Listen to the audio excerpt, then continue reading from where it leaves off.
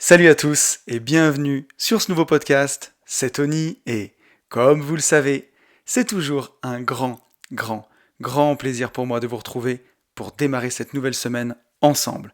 Pour tous ceux qui ne me connaîtraient pas et qui me découvriraient aujourd'hui avec ce podcast, je suis lotisseur, marchand de biens, investisseur et je vis de mon immobilier depuis 2018. J'ai écrit un livre qui s'appelle Riche de liberté dans lequel je vous explique comment réussir à atteindre votre indépendance financière grâce à la division foncière, en faisant des divisions de terrain. Le but, la promesse, c'est d'arriver à dégager chaque année 50 000 euros de marge pour pouvoir vivre de votre activité et d'avoir un peu plus de temps pour faire ce qui vous intéresse vraiment.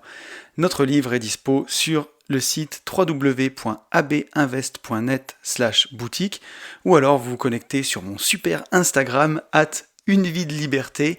Vous cliquez sur le lien dans la bio, vous avez tout, vous avez même des stories, travaux sur mon compte Insta où je vous montre un petit peu ce que je fais au quotidien. Et on se retrouve chaque semaine dans ce podcast qui s'appelle Une vie de liberté et on va parler un peu plus de mindset, de développement personnel et surtout de tout ce qui nous permet de mener une vie un peu plus libre,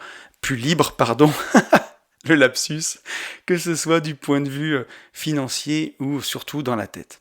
Et je vais commencer ce podcast comme chaque semaine en remerciant tous les gens qui m'ont mis un petit like ou écrit suite au podcast de la semaine dernière. Pareil, j'ai pas pu noter tout le monde, mais un grand merci à Delphine, Fabienne, Yann, David, Quentin, Xavier, Aurélie, Sylvie, Thomas, Xavier, Anthony, Laura, Nicolas, Cécile, Antoine, Mathieu, Adriane, Jérôme et Gérald. Un grand merci à vous tous, chaque semaine qui me suivez, ça fait super plaisir, c'est vraiment très cool. Voilà, vous avez été encore nombreux à liker, à m'écrire. Alors, vous verrez, cette semaine, on n'a pas de grands messages. Je sais pas, le podcast de la semaine dernière vous a peut-être pas trop inspiré. J'ai eu beaucoup de messages, me dire que merci pour le podcast, mais pas trop de retours dessus, mais on verra ça tout à l'heure. Pour l'heure, je voulais surtout vous dire qu'on est 412 sur YouTube. Génial, ça fait vraiment plaisir. On s'approche de l'objectif intermédiaire qui était 500. Vraiment trop bien. 324 sur SoundCloud et on est 117 sur Apple Podcast. Donc un grand merci à Etorac, à Romain et à Gogo1601, j'invente rien, pour vos commentaires 5 étoiles. C'est vraiment ce qui m'aide le plus, les commentaires et les 5 étoiles sur Apple Podcast. Alors on m'a dit que sur Deezer aussi, c'était vraiment utile et sur Spotify. Mais voilà, en tout cas, merci à vous tous qui prenez le temps de mettre une note, un petit commentaire. Ça aide vraiment à référencer le podcast. Et à tous ceux qui prennent le temps de liker, voilà, mettre un petit pouce sur YouTube ou un petit cœur sur SoundCloud ou peu importe où vous écoutez le podcast. Donc voilà, si vous voulez soutenir Une vie de liberté pour que le podcast soit plus écouté, ben voilà, n'hésitez pas à liker, à vous abonner, ça fait toujours plaisir. Avant de passer sur le retour du podcast, sur le podcast de la semaine dernière, je voulais parler un peu de l'actualité. Alors déjà, bienvenue aux nouveaux qui doivent écouter le podcast aujourd'hui parce que mon compte Insta a fait une percée dans la semaine. Je me suis amusé, j'ai fait un petit freestyle de rap sur Instagram. D'ailleurs, ceux qui ne me suivent pas sur Insta, Une vie de liberté, si vous avez envie de rigoler des fois, voilà. C'est pas que sérieux, c'est pas que immobilier ou mindset. Des fois je délire un peu et là j'ai fait un freestyle où j'ai parlé de Cédric Anissette qui m'a reposté en story. Merci à toi Cédric, on sait jamais si tu m'écoutes de Dubaï. Voilà. Et ben grâce à toi, j'ai pris 100 abonnés dans le week-end, donc il y aura peut-être des gens qui écouteront ce podcast. Donc bienvenue à vous les nouveaux, voilà.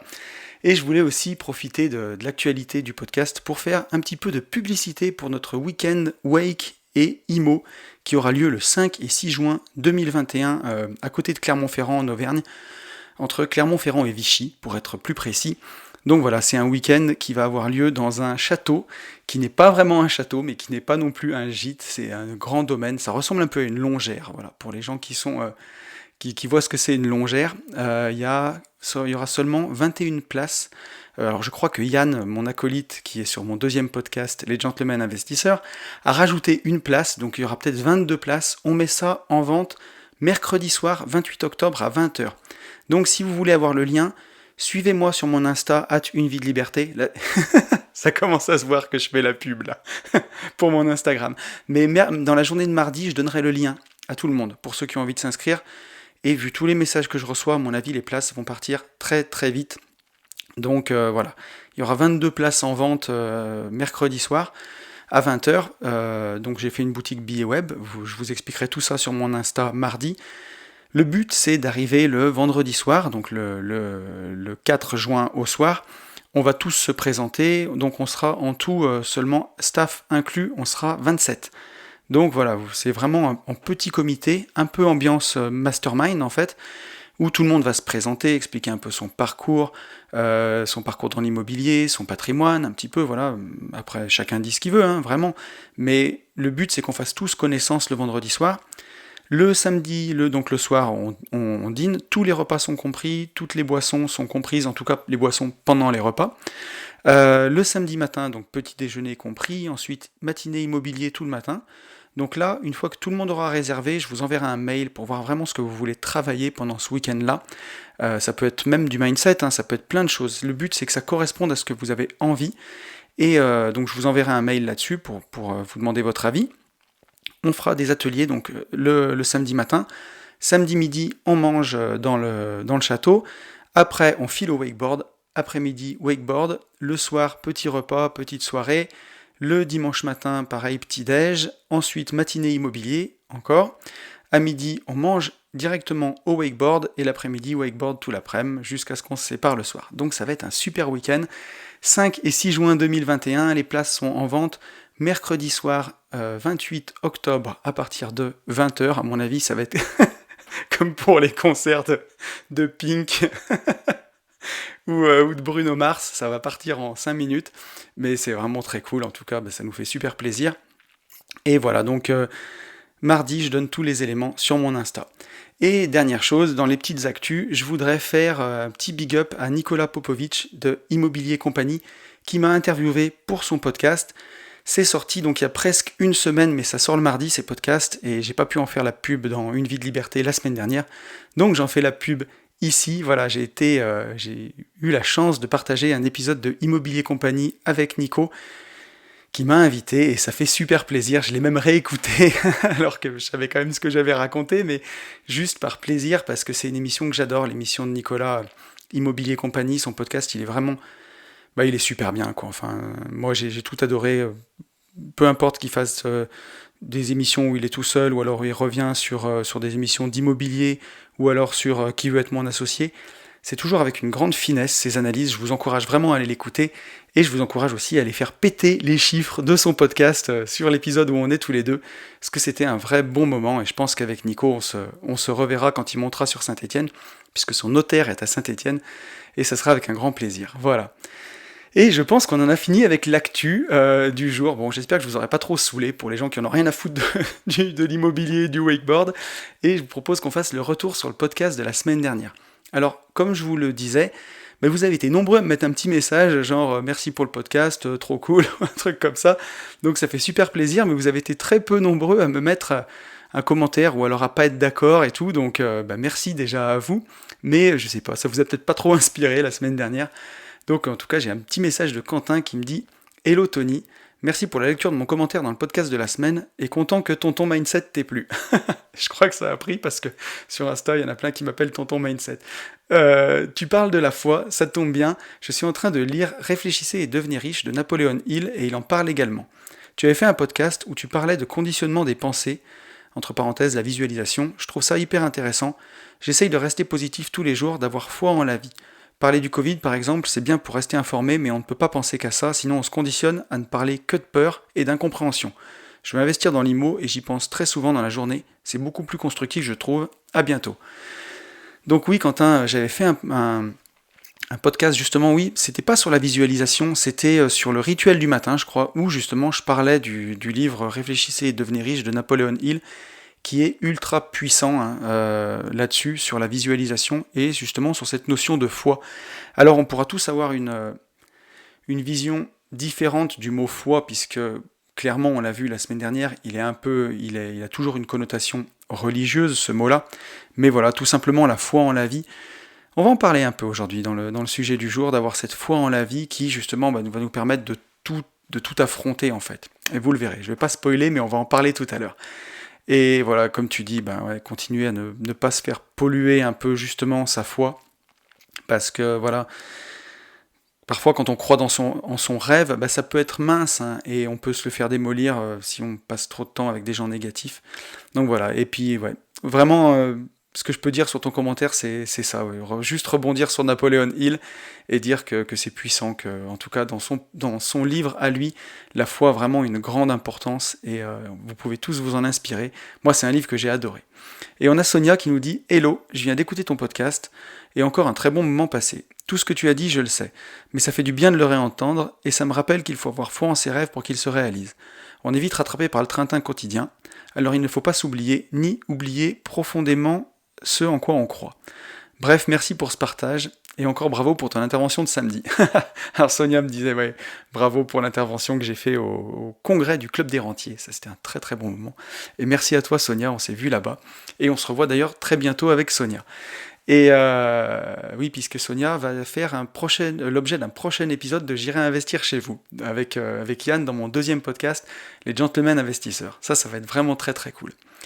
Merci pour ton commentaire déjà Sonia, et effectivement dans ce que tu dis, il y a vraiment une chose qui me marque, c'est que tu me dis tout ce que tu as dit je le sais, mais ça fait du bien de le réentendre, et ça c'est ce qui est super important, c'est que souvent dans ce podcast, si vous avez l'habitude de lire des livres de développement personnel, si vous en avez lu quelques-uns et si vous bossez là-dessus, parfois j'enfonce des portes ouvertes clairement, mais il suffit pas de dire les choses en fait, il faut les mettre en pratique, et c'est ça qui est le plus important. Parce que de savoir que pour réussir et atteindre ses objectifs, il faut avoir un rituel du matin, par exemple. Si vous avez lu 4-5 bouquins de dev perso, que vous avez lu le Miracle Morning, c'est des choses que vous savez.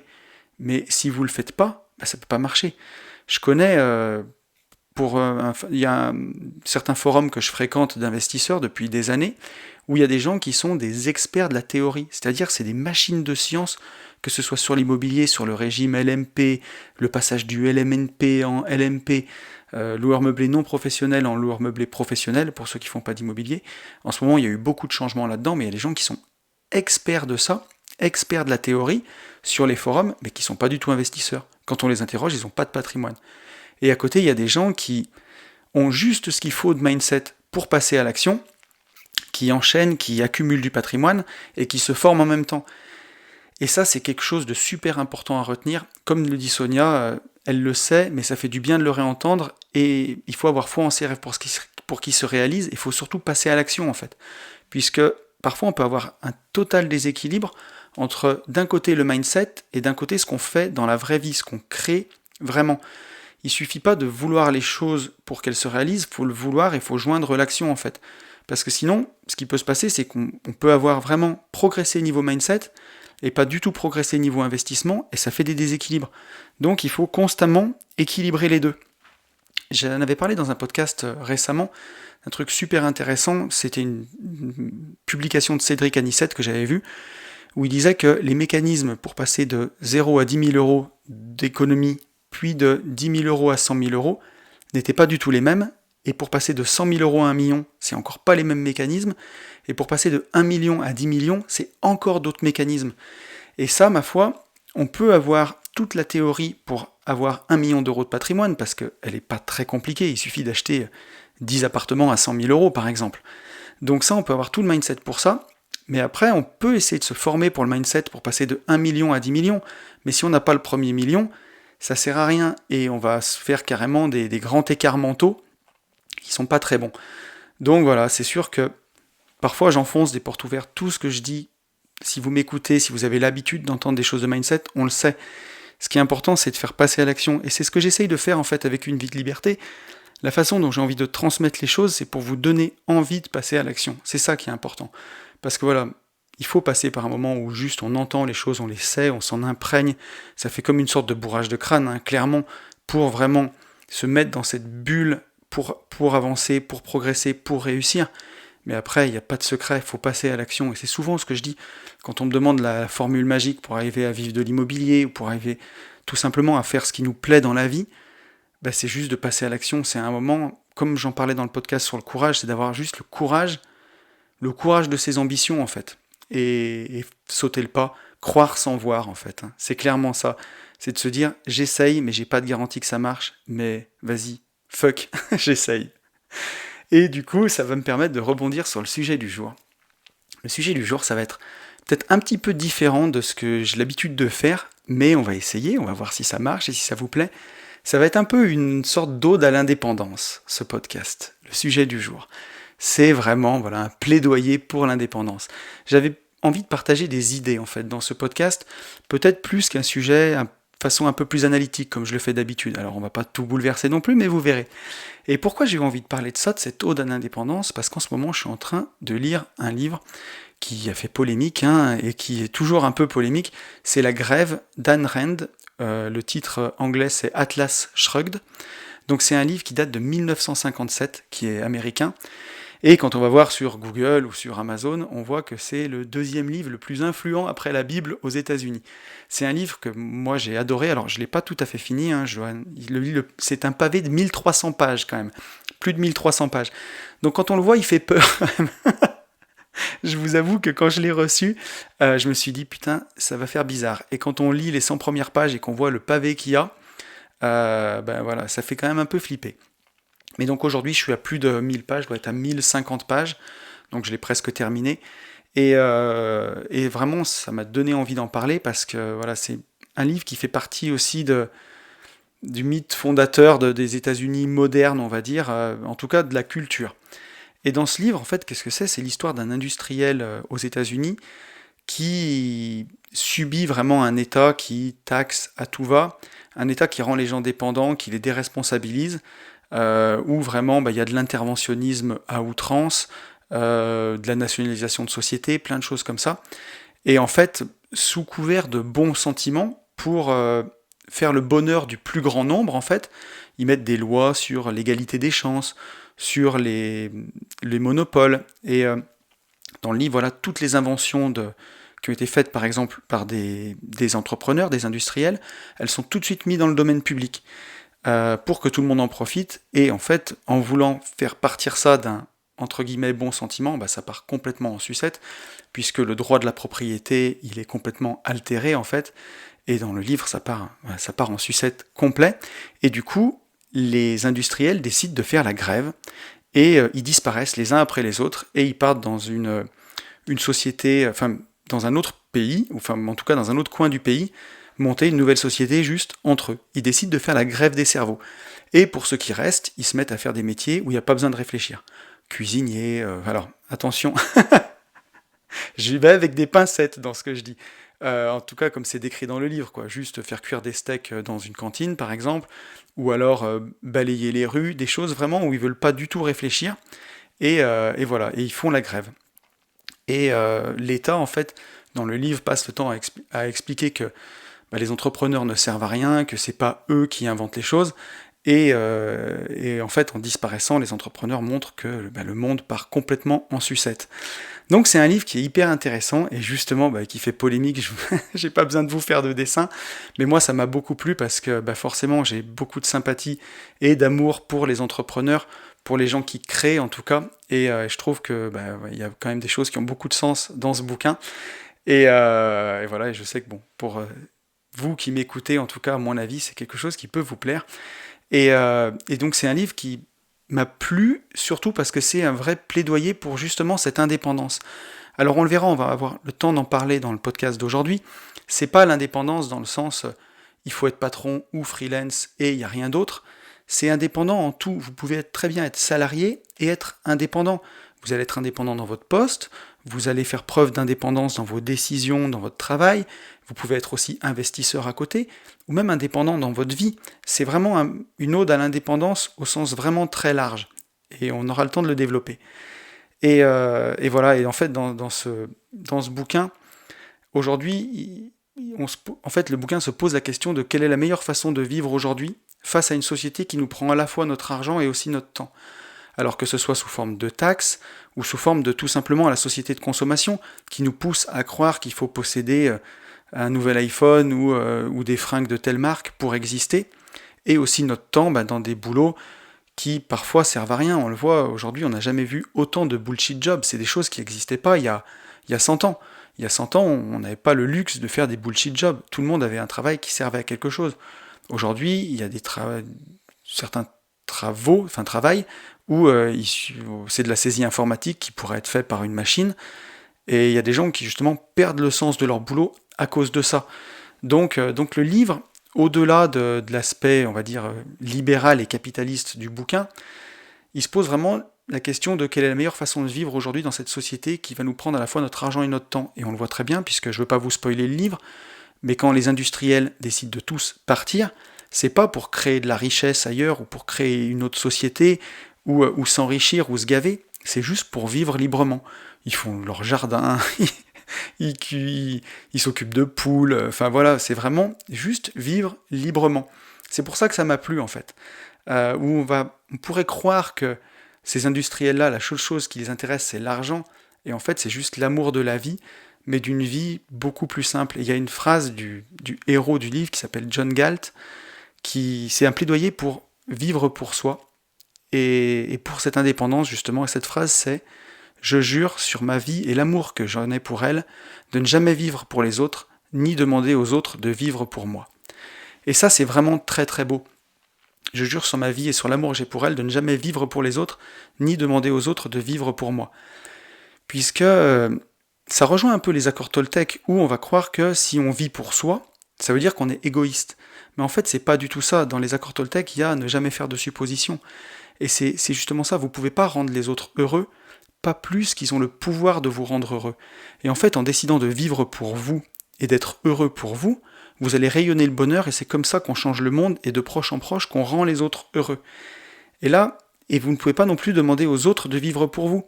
C'est ça, c'est quelque chose qui est pas bien, je pense, enfin, en tout cas, j'en suis convaincu.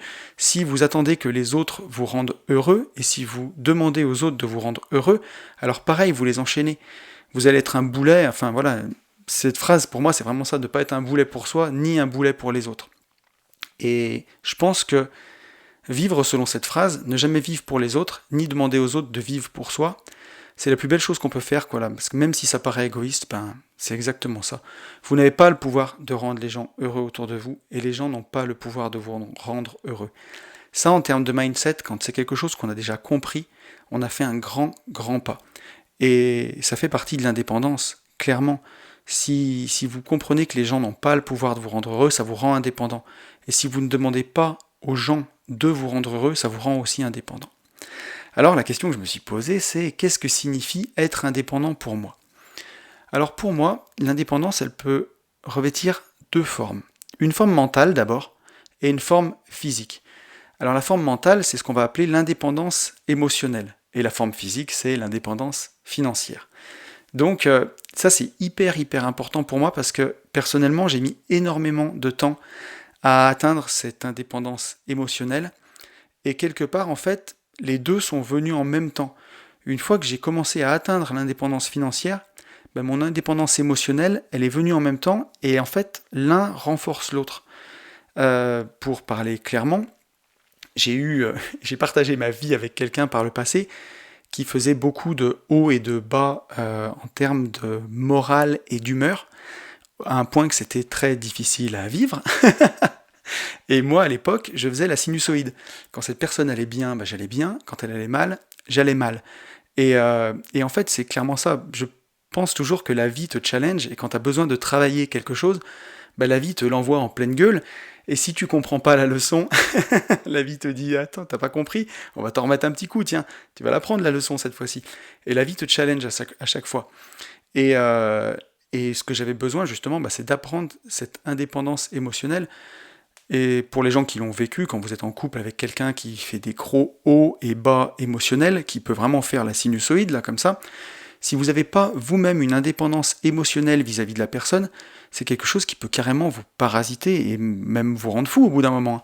Puisque comment entreprendre, comment faire, comment dirais-je, donner de l'investissement, donner de l'énergie, donner de l'implication dans vos projets, si vous êtes dépendant de l'humeur d'une autre personne. On l'a dit tout à l'heure, les gens, ils n'ont pas le pouvoir de vous rendre heureux, mais ils n'ont pas le pouvoir de vous rendre malheureux non plus. Si la personne avec qui vous êtes, elle a décidé de faire des hauts et des bas, grand bien lui en face, mais vous n'êtes pas obligé de faire la sinusoïde en même temps que cette personne. Et donc moi, ça m'a conduit à une séparation, et après, en fait, avec le temps, j'ai réussi à atteindre cette indépendance émotionnelle, ou en tout cas à m'en rapprocher du mieux que je peux, et on en parlera un peu tout à l'heure de tout ça, vraiment. Donc pour moi, c'est ça, c'est l'indépendance, elle revêt deux formes, cette forme d'indépendance émotionnelle, puisque elle est vraiment nécessaire. C'est bien beau de vouloir une indépendance financière, mais si émotionnellement, on n'est pas indépendant, on est toujours à la merci de ce que les autres vont penser, ou de ce que les autres vont nous faire subir, ou si quelqu'un veut nous faire culpabiliser, ou nous rendre tristes, et que nous, on marche à fond là-dedans, mais ça va pas, quoi.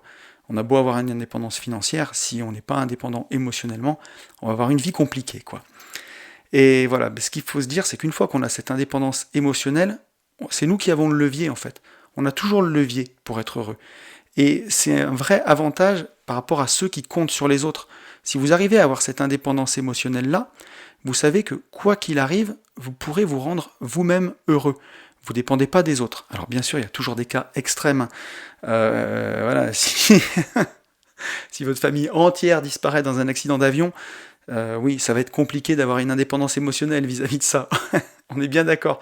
Mais c'est pas ce que je suis en train de dire. On n'est pas en train de parler de cas extrêmes.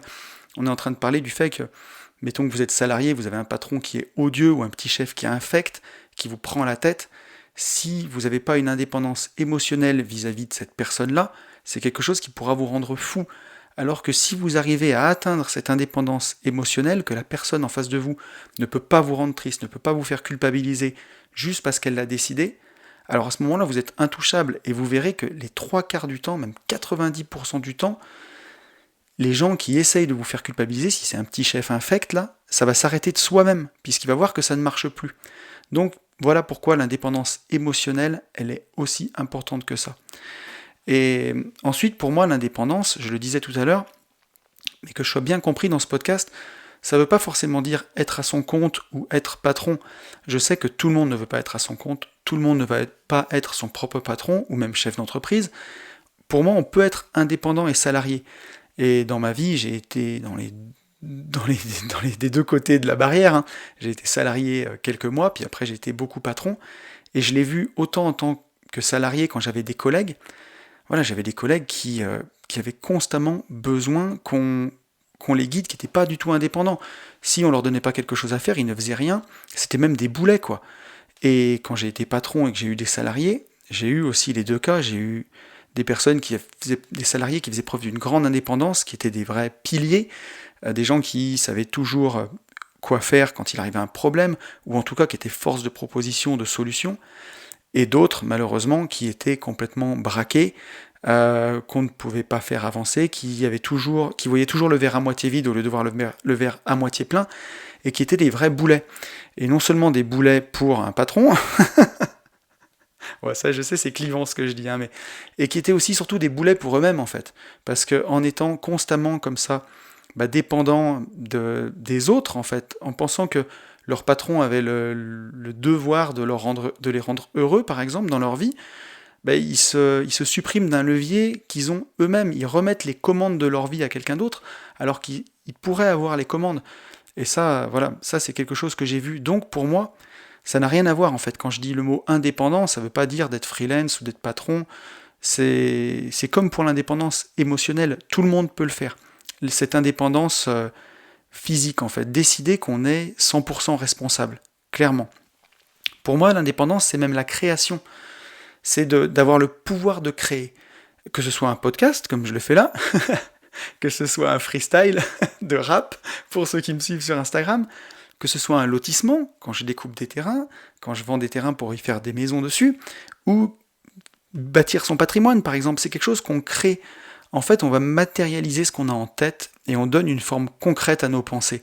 Et c'est ça qui est beau. Pour moi, c'est ça, être indépendant. Et c'est ne pas avoir de séparation entre son corps et son esprit, entre ses idées et ses actes.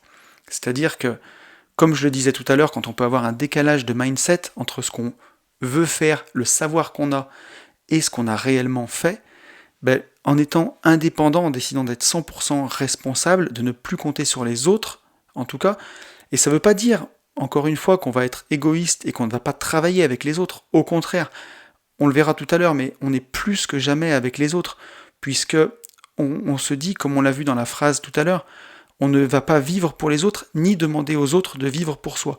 Par contre, on va collaborer avec tous les gens, et c'est ça qui est magique. C'est pas du tout quelque chose d'égoïste, en fait.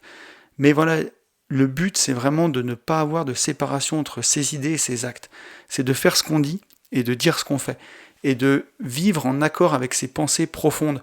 J'en ai parlé plusieurs fois dans le podcast, mais ce serait comme l'idée de quelqu'un qui est vegan, par exemple, et qui travaille, qui est sellier, qui fabrique des sièges en cuir. C'est impossible, quoi. À mon avis, ça n'existe pas.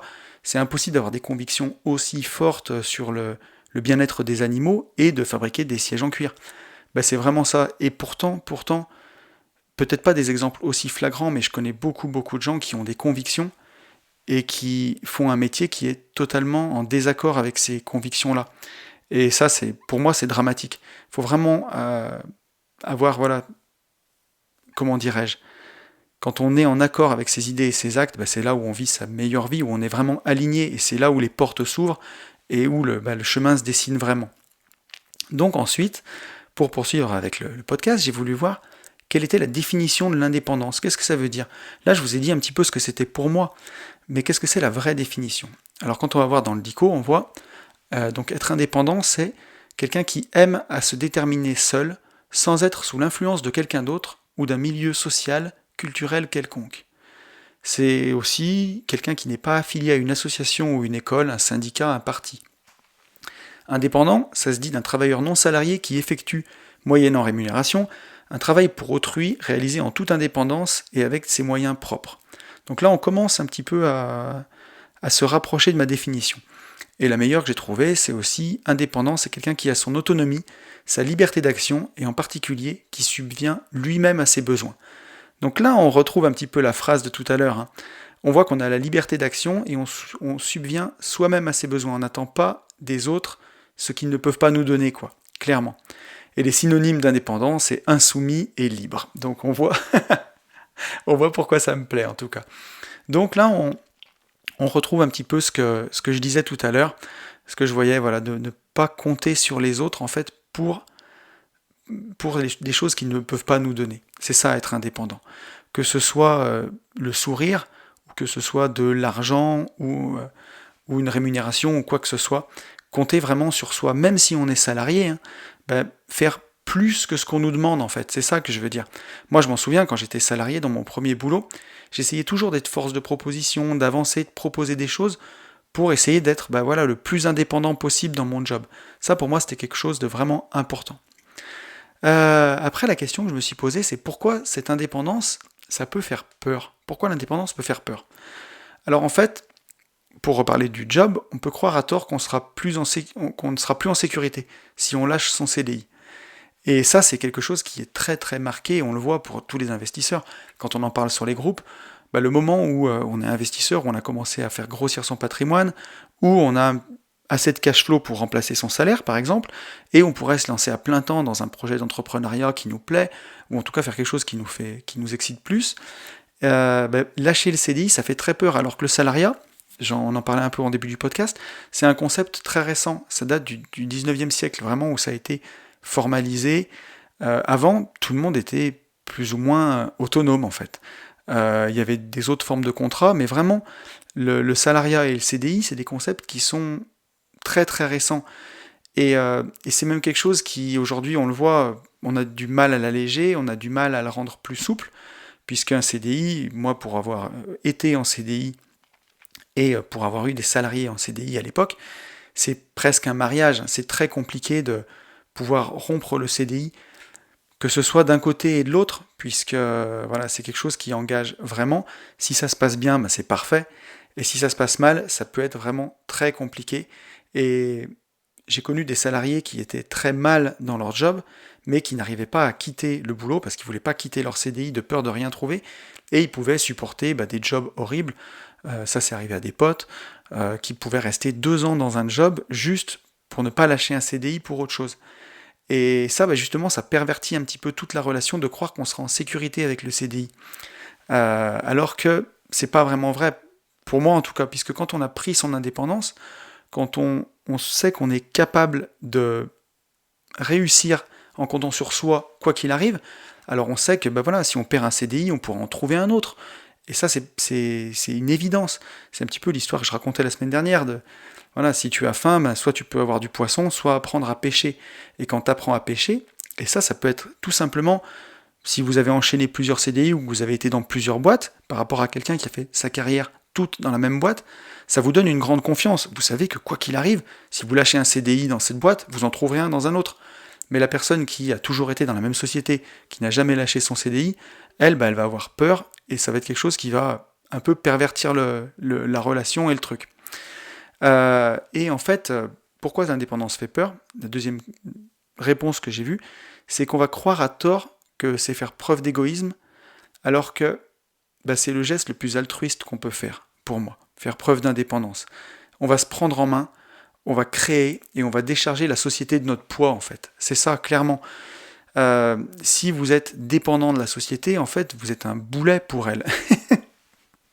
Vous êtes un poids, alors que si vous décidez d'être indépendant, de créer, mais même en étant salarié, bien entendu, mais que ce soit créer un patrimoine à côté, ou créer une association, en tout cas, apporter votre pierre à l'édifice, vous passez de consommateur à producteur. Et à ce moment-là, au lieu de faire du poids dans la société, vous allez apporter quelque chose et vous allez contribuer à la société. Puisque forcément, si vous créez, vous allez être taxé en France, donc vous allez payer des impôts et vous allez participer à la société. Donc on peut croire que se dire « je suis indépendant », c'est faire preuve d'égoïsme, mais c'est pas du tout ça, c'est même le contraire. Au contraire, c'est faire preuve pour moi d'altruisme, d'être indépendant, puisque on va pas vivre pour les autres, on va pas demander aux autres de vivre pour nous, mais on va créer et on va apporter des choses dans la société. Alors aussi, être indépendant, ça peut faire peur, parce que ça implique des grandes responsabilités, si on veut que ça marche. Si par exemple vous voulez vivre de l'immobilier, vous allez devoir faire des locations de qualité, pour que vos locataires soient contents, pour avoir des bons locataires qui payent bien leur loyer, qui soient heureux de vivre dans le cadre de vie que vous proposez. Ça demande une responsabilité, on ne peut pas faire ça à la légère, on ne peut pas faire ça à moitié. Si vous décidez d'être indépendant, il va falloir bien gérer votre budget aussi. Vous ne pouvez plus vous dire je crame tout et le mois prochain j'ai mon salaire qui tombe quoi qu'il arrive. Il va falloir être sérieux, quoi. Pour rebondir sur l'égoïsme, justement, c'est pas être égoïste parce que on vit plus que jamais avec les autres, mais on porte pas la responsabilité de leur bonheur, pas plus qu'ils portent le nôtre. Donc ça va être vraiment important. On aura cette responsabilité aussi là. C'est pas être égoïste non plus parce que justement, ça je l'ai un petit peu dit tout à l'heure, mais c'est les investisseurs, c'est les entreprises, c'est les créateurs qui vont payer des impôts, puisqu'aujourd'hui on le voit, l'impôt sur les sociétés, il est encore de 28%, mais il va passer à 25% bientôt, mais c'est un des impôts qui est les plus fixes en France, d'ailleurs qui a même tendance à baisser un peu, et ça c'est pas plus mal parce que ça s'aligne sur l'Europe, mais c'est pas être égoïste du tout, puisque si vous décidez d'entreprendre, de devenir investisseur, même si vous êtes salarié à côté, vous allez rénover les appartements, vous allez indirectement contribuer à la société, puisque vous allez payer de la TVA sur vos travaux, vous allez créer des emplois, puisqu'il va falloir des gens pour faire vos travaux, vous allez contribuer à rénover le parc de logements de votre pays, de la France, donc ça c'est vraiment génial, c'est pas du tout être égoïste que d'investir, au contraire, c'est de décider de devenir indépendant, ça va vraiment, au contraire, permettre de faire progresser la société, selon moi. Donc, je l'ai un petit peu dit tout à l'heure, ça, mais c'est être 100% responsable. L'indépendance, ça fait peur justement pour ça, parce qu'on va devenir 100% responsable. Les gens, il y a beaucoup de gens qui, justement, ne veulent pas ça, parce que ça permet d'avoir une béquille, toujours d'avoir un appui, et ça peut être en couple aussi, on le voit dans un couple, il peut y avoir un déséquilibre entre l'un et l'autre, un qui est moteur et un qui est plus vraiment passif. Alors attention, ne me faites pas dire ce que je veux pas dire, mais clairement dans un couple, il y en a un qui peut être le moteur du couple et l'autre qui se laisse carrément porter, c'est ce que je veux dire. Et moi je pense qu'il faut tous les deux être moteurs dans un couple, par exemple, si on veut que ça fonctionne. Donc il y a un grand intérêt à chacun être 100% responsable. Mais ça peut faire peur, et c'est tellement plus facile de se laisser porter, que ce soit pour la société ou pour tout le reste. C'est pour ça que cette indépendance, elle fait peur. Quand on a eu l'habitude de se laisser porter, ça peut être par n'importe qui, par sa famille, par ses amis, par son boulot, décider d'être 100% responsable, décider de devenir indépendant. On le voit, même quand un jeune il passe à l'âge adulte, il va partir de chez ses parents, c'est des choses qui font peur, tout ça. Il y en a qui n'y arrivent pas d'ailleurs, il y a des tanguis, mais voilà, c'est pour ça que ça fait peur, puisque cette indépendance, ça implique d'être 100% responsable. Pour arriver à la dernière partie de ce podcast, je me suis posé la question de comment devenir indépendant, comment réussir à devenir indépendant. Alors j'en ai parlé au début de l'épisode. Il y a 2 types d'indépendance pour moi qui se complètent complètement. Il y a d'abord l'indépendance émotionnelle et l'indépendance financière.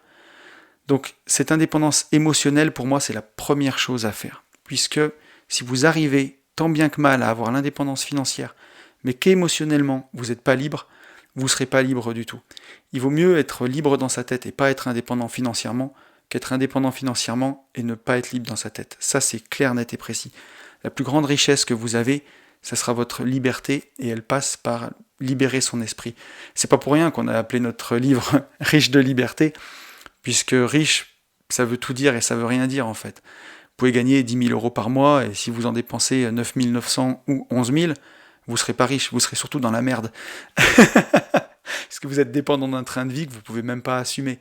Et au contraire, vous pouvez gagner 2 000 euros par mois, et si vous en dépensez 1 200, vous en mettez 800 de côté, et chaque mois qui passe, vous êtes de plus en plus libre. Ça, c'est clair, net et précis pour moi. Donc comment devenir indépendant ? C'est tout d'abord l'indépendance émotionnelle.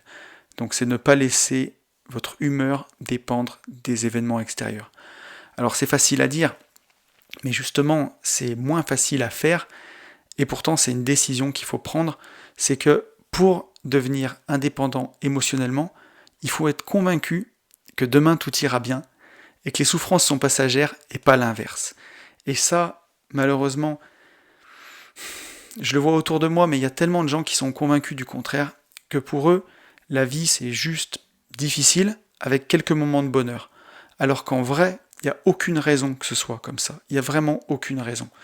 En tout cas pour nous qui vivons en France, qui avons la chance d'être nés dans ce pays, en tout cas, on est peut-être dans les 10% les plus riches de la planète juste parce qu'on est né en France. Donc on n'a pas le droit, quoi. On n'a pas le droit de se plaindre. Et il faut qu'on soit au fond de nous convaincus que tout ira bien et que c'est les souffrances qui sont passagères. Ça c'est vraiment, c'est hyper important. Alors ça veut pas dire que on fait genre que les choses ne nous touchent pas. C'est pas ça être indépendant, et puis que ça nous bouffe en fait de l'intérieur, mais qu'on le montre pas. C'est pas du tout ça. Au contraire, c'est vraiment que les choses juste ne nous touchent pas ou coulent sur nous, ou qu'on se dit voilà, il nous arrive une tuile, il arrive une tuile, point barre. C'est pas grave. Et tout de suite, on est dans l'action, on va être à essayer de trouver une solution pour que ça arrive. C'est de se dire que nos émotions, elles dépendent pas de ce qui se passe. Les faits sont les faits, on y associe des émotions, mais on est libre de les ressentir ou pas. Alors forcément, on est conditionné, vous allez d'abord ressentir l'émotion, mais vous pouvez la ressentir 1 heure ou 3 semaines. Ça, c'est à vous de décider derrière. L'émotion que vous allez associer aux choses. On va prendre un exemple. Vous avez votre immeuble de rapport, vous avez acheté, la toiture passe à travers et vous n'avez plus de sous sur les comptes. Soit ça peut vous bouffer pendant 3 semaines et vous détruire, soit juste vous remettez les choses à leur place. Ça n'a pas lieu de vous bouffer, c'est juste un toit qui est passé à travers, c'est des planches, c'est des tuiles, c'est passé à travers. Voilà. Maintenant, qu'est-ce qu'on fait ? Ne pas appliquer la double peine. La peine, vous l'avez déjà, et votre toit s'est effondré, il va falloir faire quelque chose. Donc même si ça peut faire stresser, faut tout de suite chercher des solutions. J'en avais un peu parlé dans un des tout premiers podcasts qu'on a fait sur la chaîne, c'est « Que faire quand tout semble perdu ?» Un des podcasts que j'avais vraiment besoin qu'il sorte au début, celui-ci. Ça fait longtemps que je ne l'ai pas réécouté, mais à l'époque où je l'avais fait, je l'avais vraiment fait avec le cœur, celui-là. Et j'en parlais déjà de ça, c'est lâcher et essayer de ne pas se faire bouffer intérieurement par ça, lâcher ces émotions-là et être tout de suite dans l'action. C'est ça qui va aussi vraiment nous aider. On peut avoir l'indépendance émotionnelle en amour, j'en ai parlé un petit peu au début de ce podcast. Si vous êtes dépendant émotionnellement de votre conjoint, toujours en demande, que dès qu'il vous fait un sourire, vous allez mieux, dès qu'il fait la gueule, vous allez pas, et que vous faites la sinusoïde en même temps que lui, il y a un côté needy qu'on peut appeler, vous êtes en demande, et c'est quelque chose qui n'est pas attirant, que vous soyez un homme ou une femme. Si vous avez quelqu'un autour de vous qui dépend de vous, de ce que vous allez lui donner, c'est pas du tout attirant, et ça c'est pas bon du tout. On est bien d'accord. Donc c'est hyper important d'avoir votre propre indépendance émotionnelle vis-à-vis de votre conjoint, de ce côté-là. C'est ce qui vous donnera une grande liberté. Et pour ça, il n'y a pas 50 solutions.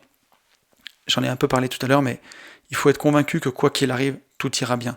Que avec la personne ou sans la personne, vous serez heureux. Et qu'en fait, la personne qui fait partie de votre vie, elle vient pour apporter des choses, c'est sa présence va vous rendre, enfin comment dirais-je, partager du temps avec elle, partager des activités, ça vous fait du bien, ça vous rend heureux, mais si la personne n'était plus là, vous serez heureux tout seul. Être convaincu que quoi qu'il arrive, tout ira bien, et que les souffrances sont passagères et pas l'inverse, comme je le disais tout à l'heure.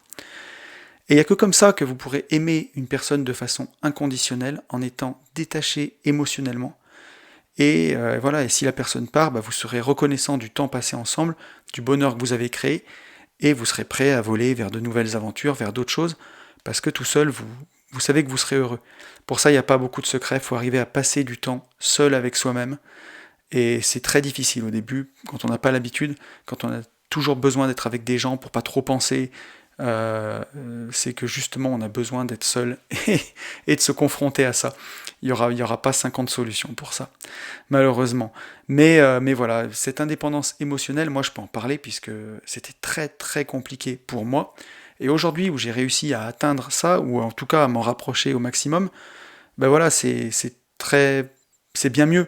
Si vous êtes dépendant émotionnellement d'une personne, si voilà, quand elle va bien, vous allez bien, quand elle va mal, vous allez mal, comment entreprendre si on va prendre un exemple vraiment, comment dirais-je, extrême.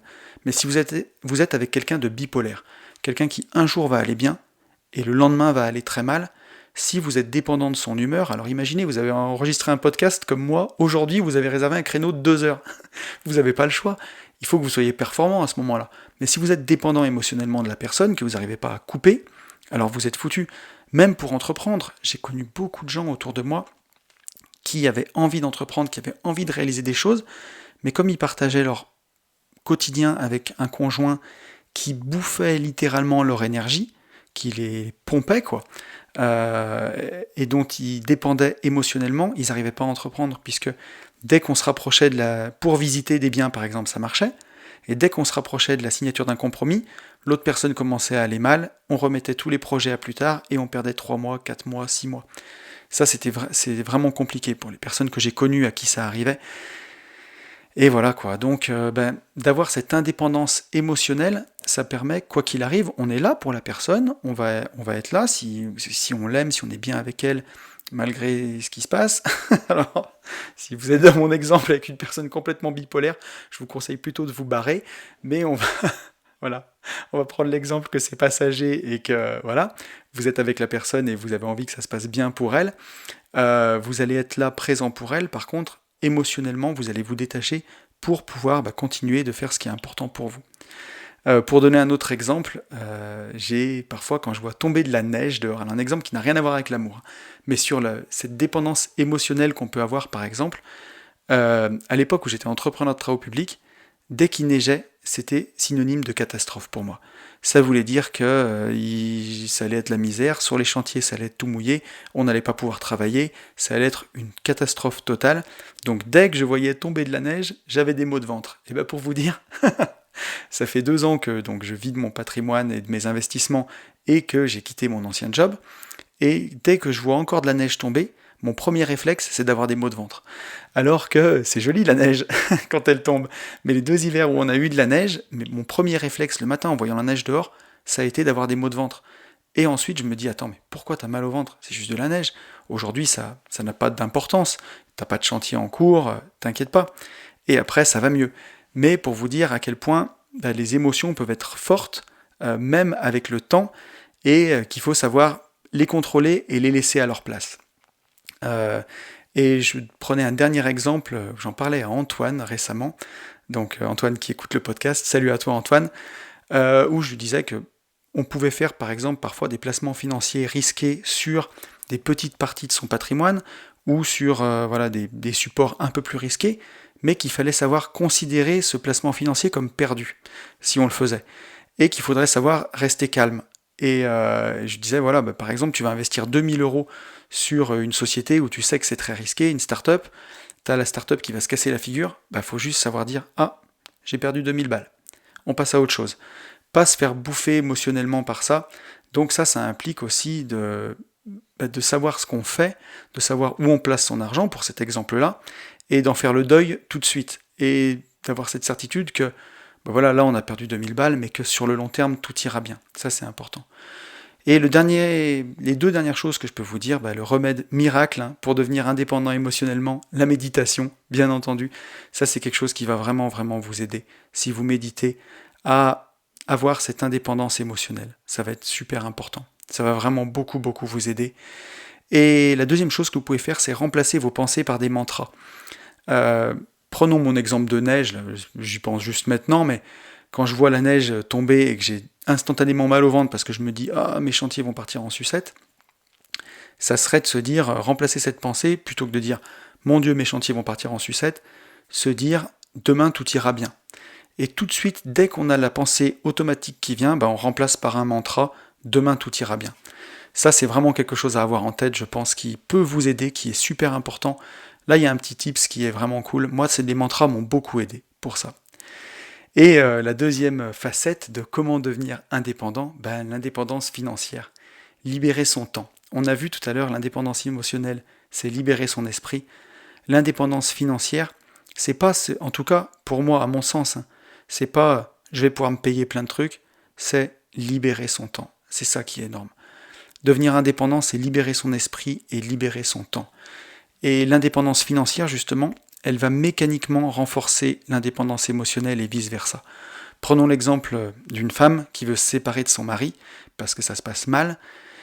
S'ils sont en couple tous les deux, qui gagnent tous les deux 1500 €, et qu'ils ont un crédit pour la maison de 1000 €, personne ne peut quitter le boulot, on est obligé de se séparer, de divorcer, de vendre la maison, et on aura une situation financière moins bien qu'avant. Donc c'est très compliqué.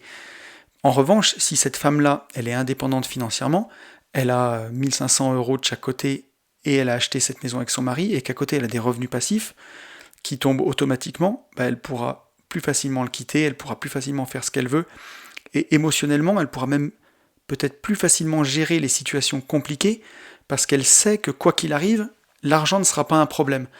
Et malheureusement, dans notre société actuelle, quand on arrive à enlever l'argent de l'équation, et ça, Nicolas Popovic le disait super bien dans un des podcasts qu'on a fait ensemble, quand on arrive à enlever l'argent de l'équation, il y a des choses qui deviennent beaucoup plus simples, même en couple. On va moins s'engueuler pour un resto, pour un cinéma, parce qu'on sait qu'on peut le faire, qu'il n'y a pas de problème. Ça fluidifie vraiment les relations de couple, l'argent, et ça, c'est hyper important. C'est dur à reconnaître, de se dire que c'est vrai, mais pour moi en tout cas c'est vrai. Donc voilà, cette indépendance financièrement, 1, 2, 3. Cette indépendance financière, elle va renforcer mécaniquement l'indépendance émotionnelle. Et donc je le disais, le principe c'est de libérer son temps. On le voit avec la société actuelle, elle nous prend notre esprit, puisque on a de plus en plus de bullshit jobs, ou en tout cas des boulots où on doit y aller à 8h du matin, passer 2h le midi avec les collègues, finir à 6h le soir. On a souvent des temps de trajet, peut-être 1h le matin, 1h l'après-midi. Donc on le voit, une personne lambda, elle va consacrer de 7h du matin à souvent 7h du soir pour son job, pour seulement 7 ou 8 heures de payer. Donc cette société, elle nous prend tout notre temps, la façon dont elle est faite, et elle nous prend tout notre esprit aussi dans le boulot et tout notre temps. Donc le but, c'est déjà de, comme on l'a vu tout à l'heure, l'indépendance émotionnelle, lever ce levier de l'esprit, et ensuite l'indépendance financière, ça va être lever ce levier du temps. Donc pour atteindre l'indépendance financière, là je vais un peu enfoncer des portes ouvertes, mais ça fait toujours du bien de le répéter, comme le disait Sonia, c'est de trouver des leviers pour atteindre l'indépendance financière. C'est ça qui va nous aider, c'est ce qu'il faut garder en tête tout le temps. Trouver des leviers pour gagner de l'argent qui ne dépendent pas du temps qu'on y passe. Ça va se résumer à ça. Donc qu'est-ce que c'est ces leviers qui vont nous permettre d'atteindre l'indépendance financière ? Ça va être faire un crédit pour un bien immobilier, ça va être des loyers qui tombent, ça va être des plus-values immobilières, ça peut être des dividendes boursiers, ça peut être des plus-values boursières, ça peut être des parts de société, ça peut être avoir une communauté sur Instagram par exemple, à qui vous allez pouvoir vendre des produits de qualité, comme un livre, comme Riche de liberté, blague à part, mais voilà, ça va être vraiment ça, ces leviers-là. On aura d'autres leviers pour l'indépendance financière, ça peut être de monter votre société. Ça peut être une SCI par exemple, ça peut être une SAS pour faire du marchand de biens, ou pour faire de la location courte durée, et ça va vous permettre de vivre un peu avant les impôts. comme l'expliquait Robert Kiyosaki, alors je suis en train de mettre un coup dans mon lustre à côté. Donc voilà, monter votre société, ça peut vous permettre de vivre un peu avant impôt, en restant bien entendu dans la légalité, mais ça c'est très encadré, vous pouvez le voir avec votre comptable. Mais par exemple, si vous avez votre société, et que pour votre société, vous avez, mettons que vous ayez une SAS, vous avez des immeubles en location courte durée, un petit peu comme Yann, mon acolyte des gentlemen investisseurs, ben vous allez pouvoir mettre votre téléphone sur la société, puisque vous l'utilisez pour votre activité professionnelle. Vous allez pouvoir mettre un ordinateur, puisque vous l'utilisez pour votre activité professionnelle. Vous allez pouvoir déduire des indemnités kilométriques, ou alors avoir un véhicule de fonction, par exemple, avec une... donc ça, il faudra intégrer dans vos impôts un avantage en nature, mais ça, tout votre comptable peut vous le calculer. Mais toutes ces choses-là, elles vont être prises avant les impôts. Et ça va vous permettre d'avoir un peu plus de levier pour respirer. Puisque vous le savez, en France, on va prendre un petit exemple, mais pour un salarié qui produit 2700 € de richesse dans son entreprise, il va toucher 1500 €, une fois qu'on aura déduit toutes les charges patronales, salariales, toutes les cotisations. Un salarié qui produit 2700 € de richesse, il touche 1500 €. En général, là-dessus, il va avoir peut-être 100 € d'impôt sur le revenu, s'il est célibataire, non pacsé, sans enfant. Et donc, sur tout ce qu'il va acheter, il y aura 20% de TVA qui seront payés encore. Donc, 230 €. Donc, ça veut dire que sur 2700 € de richesse qu'a produit un salarié, il va jouir de 1170 €. Donc, on est sur une imposition à 56% pour un salarié lambda. Et plus vous gagnez, ça peut monter jusqu'à 70%, quasiment, si on prend tout. Pour quelqu'un qui gagnerait 4 ou 5 000 €, par exemple. Donc voilà, on voit quand même que l'imposition, elle est lourde. Alors, on ne va pas revenir dessus, c'est important de payer des impôts, puisqu'on a des hôpitaux, on a des routes à faire, on a plein de choses. On ne va pas revenir sur le fait de la façon dont c'est utilisé, parfois. C'est peut-être un peu mal dépensé, mais bon. Mais en tout cas, d'avoir sa société, que ce soit une SCI, une SAS, ça permet quand même d'avoir des choses qui passeront justement avant ces impôts. Sur les 2700 € de richesse produite, vous pourrez peut-être passer votre téléphone, votre ordinateur, une voiture, toujours bien entendu en restant dans la légalité, à voir avec votre comptable, et ensuite verser le salaire. Et donc ça permettra d'avoir un peu plus de respiration, un peu plus de latitude, et de rendre un peu plus tangible cette indépendance financière. Ça revient à ce dont on parle, 1, 2, 3, mon Dieu, je bug, ça revient à ce dont parle Robert Kiyosaki, c'est de se payer en premier. Voilà, donc c'est ce qui nous permettra un peu plus facilement d'atteindre l'indépendance financière, bien avoir ça en tête.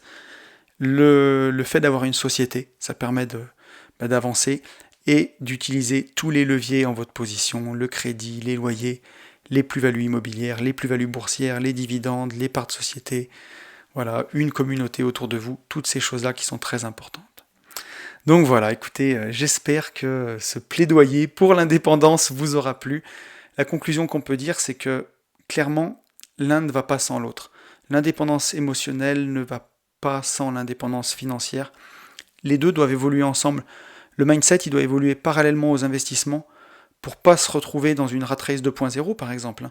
Clairement, si vous mettez demain à gagner beaucoup d'argent, mais que votre mindset n'a pas évolué, alors vous allez tomber dans la rat race 2.0. Vous allez croire que vous avez gagné la martingale, vous allez acheter une grosse maison, des voitures à crédit, et au final, vous avez beau gagner 10 000 € par mois, si vous en dépensez, comme je le disais, 9 500, c'est déjà bien, mais si vous en dépensez 11 000, comme ça arrive à beaucoup de gens, alors vous tombez dans une rat race 2.0.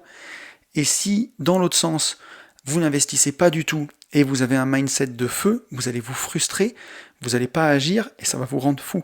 Ça va être vraiment presque encore pire. Donc voilà, écoutez, je pense que je ne pouvais pas mieux conclure ce podcast. J'espère qu'il vous aura plu, en tout cas, que cette ode à l'indépendance vous aura donné envie.